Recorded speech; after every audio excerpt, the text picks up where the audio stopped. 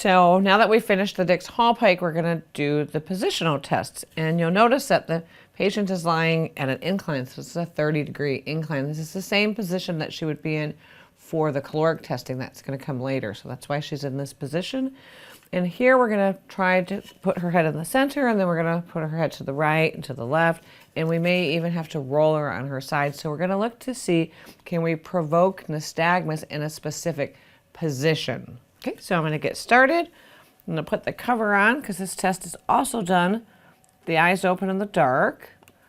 And then her first position in the position test is a supine 30 degrees head center. So she's just going to be sitting like this. And I'm just going to use my remote control to start the software. And then the test defaults for 30 seconds. If there isn't any positional nystagmus happening, 30 seconds is a long time. So it's not like it's going to provoke a little bit later on. So after about 15 seconds in, if I don't see anything, I'm just going to continue on to the next head position. So now I'm going to turn her head. So I'm just going to hit next, and I'm going to turn her head to the right. Counting down from 30. And then we're going to do the same thing. So now 15 seconds or so in, if I don't see anything, I'm going to stop the test. If I did see nystagmus, I would continue on for that next 15 seconds. She doesn't have any nystagmus in this position, but we're going to kind of pretend as if she did.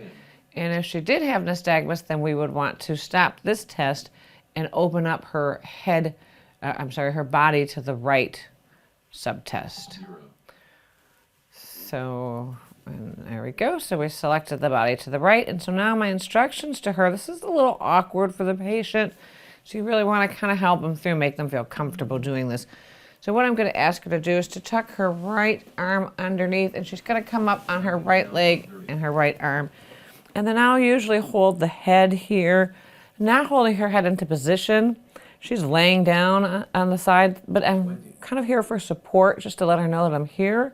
Remember, she's in the dark, and now she's laying on her side. She might even be dizzy, so she might be a little bit disoriented. So I'm just here for moral support, kind of bracing her head for her. And then we'll just let it run its course. It only has 5 more seconds. And then I'm going to bring her back to center, and then we're going to go to the left. Okay, so now we're just coming back to the center.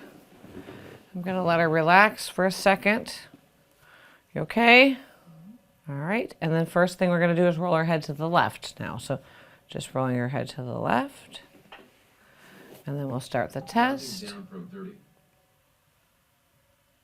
And again, looking at the screen to see if there's any position evoked nystagmus with her head to the left. 20. I don't see any, so I can go ahead and stop. Again, if there was nystagmus here, I could roll her to the left side like we did to the right side, but since there isn't any nystagmus, we can just be done with the test and bring her back to the center. And now she's finished. So this is an example of an abnormal positional test. And we can see here that when the patient was just supine, so lying in the chair at that 30-degree angle, they didn't have any nystagmus, not any noticeable nystagmus. Then when I roll their head to the right, we see 3 degrees of nystagmus. So there's some nystagmus there, but it's not real big and it's not significant.